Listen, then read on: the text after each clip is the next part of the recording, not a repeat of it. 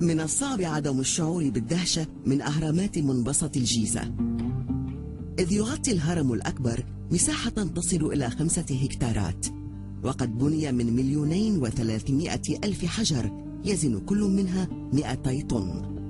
لابد وأنهم كانوا يتمتعون بمستوى علمي لا يمكن مقارنته مع مستوانا الحالي. بالفعل فقد نجحوا في اكتشاف نظام مستند إلى ما يسمى بالنظام الكوني دام حوالي 3000 سنة، ولم تفعل هذا أي حضارة أخرى. لماذا ما زال المصريون القدماء غامضين بالنسبة إلينا؟ هل نبحث في المكان الخاطئ؟ أم نبحث بالطريقة الخاطئة؟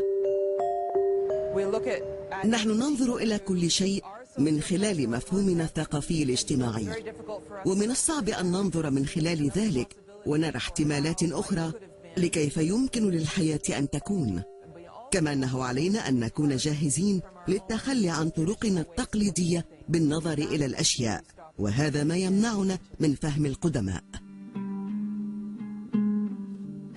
ربما علينا إعادة النظر بما رأيناه وما سمعناه.